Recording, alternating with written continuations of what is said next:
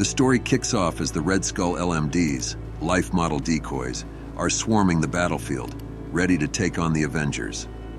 Black Panther, watching from a distance, tries to contact Iron Man, who is flying above in the airship. "They've seized up, Tony. Send the code." Iron Man quickly responds, piggybacking the signal. "Now."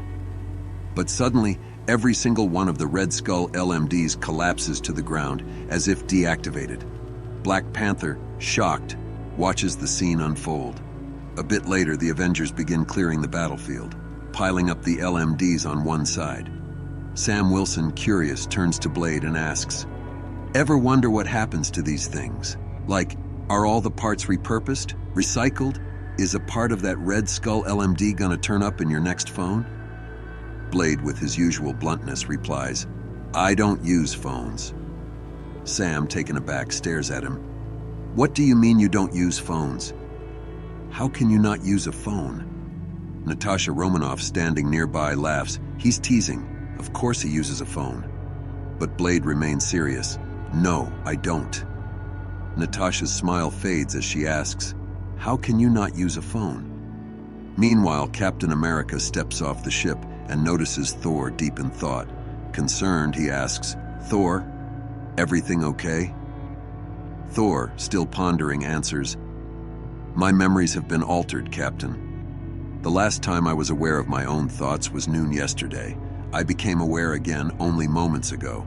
Someone is playing games. Normally I would blame Loki, but this doesn't feel like his doing. It's something else." Iron Man, overhearing the conversation as he disembarks, adds, "You guys too, eh?" Captain America nods. "We're under attack." Thor, confused, asks, "To what end? If these are false memories, what do they hide?"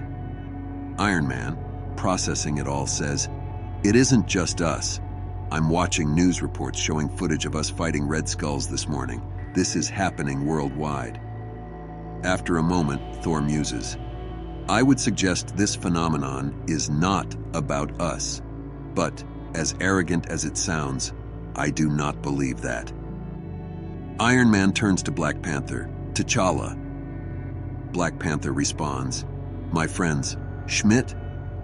Iron Man shakes his head. "He got away." Raising his hands as if they're bound, Iron Man jokes, "I'm imagining him in a malfunctioning escape pod, tumbling through space, banging his fists on the window, screaming, 'You haven't seen the last of me, Avengers,' as he pukes on his own face."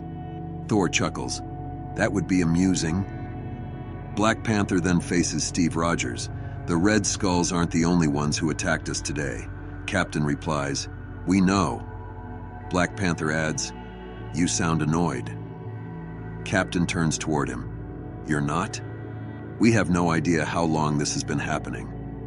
Removing his face mask, Black Panther responds, "Perhaps not, but each time we get closer to figuring out what's going on." Iron Man, puzzled, asks, "You think whoever's doing this is taking us somewhere, not just trying to make us forget events?" Black Panther, thinking for a moment, answers, "I considered that possibility, but no. I feel we are being pushed into a series of, what's that phrase? Teachable moments. I think we're being prepared for something." Iron Man presses, "Something good or something bad?" Black Panther, now looking seriously at Tony, murmurs, "Oh, bad, Tony. Very, very bad."